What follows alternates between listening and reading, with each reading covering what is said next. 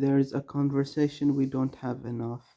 You hear a lot about shadow work, about facing your darkness, about integrating the parts of yourself you've rejected, and that's important work. But there's another side to it.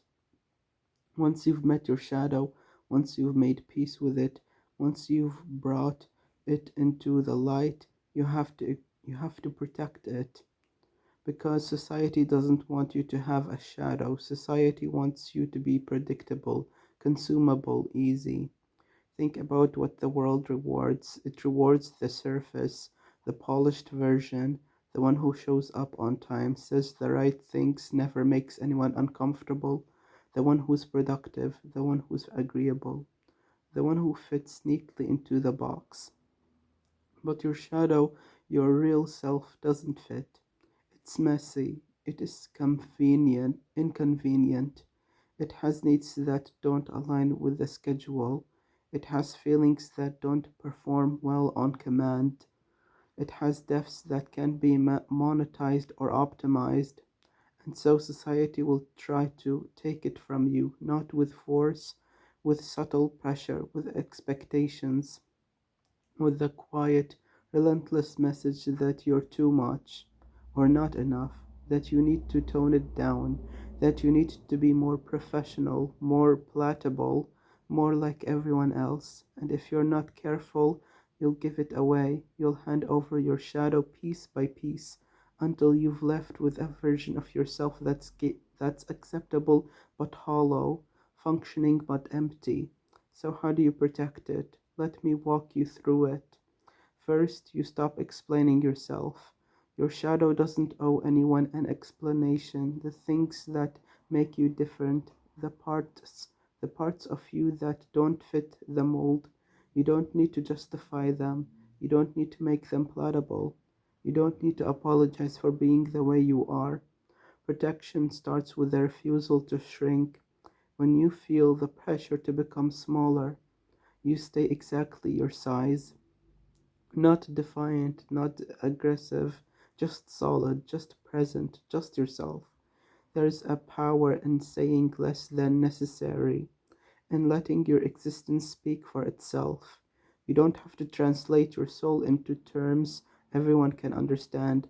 Some things are not meant to be understood by everyone. Second, you create boundaries around your energy, not walls, boundaries. The difference matters. Walls keep everything out, including what you need. Boundaries let you choose. You decide who gets access to your inner world. You decide who gets to see your shadow. Not everyone deserves that. Not everyone understands it. Not everyone will honor it. So you be selective. You let people earn the privilege of your depth, not because you're hiding, but because your inner world is sacred, and sacred things aren't free. Think of your energy like a fire. If you let everyone throw their damp wood on it, it goes out. But if you tend it carefully, it burns warm and bright.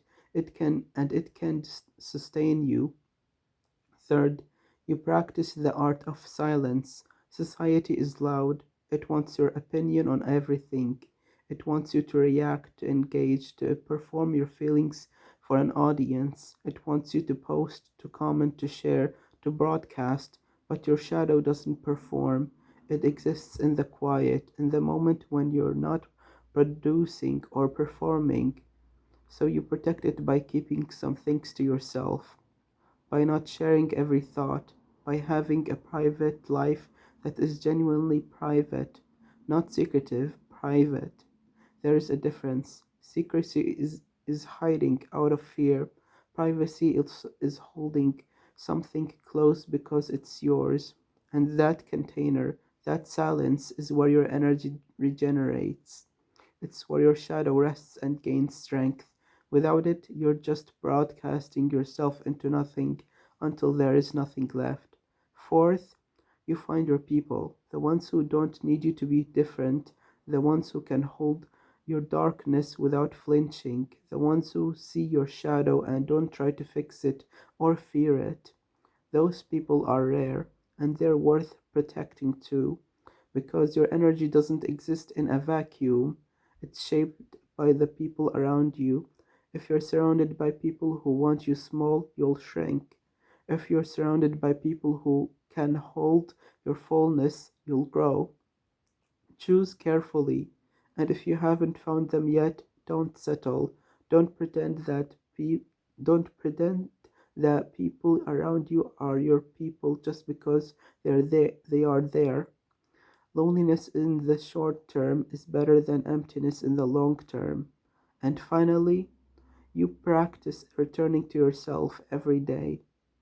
Society will pull you at you Society will pull at you constantly.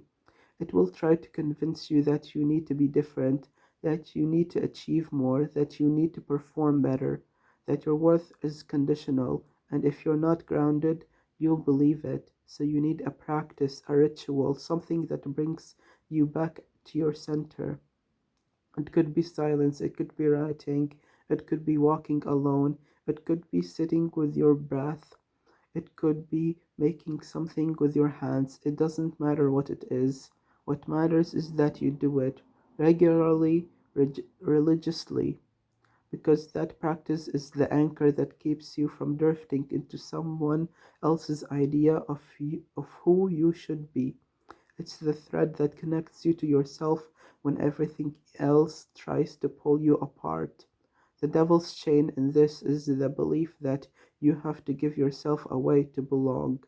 That fitting in that fitting in is worth the cost of your soul, but it's not. Belonging that requires you to be less than yourself is not belonging, it's captivity, and the door is open. You can walk out, but you have to be willing to be alone for a while. Because when you stop performing, some people will leave, and that's okay. That's not loss, that's filtration. The ones who stay, the ones who see you and stay, those are the ones worth having. Protect your shadow, not because it's fragile, but because it's precious, because it's the source of your creativity, your passion, your depth, your power.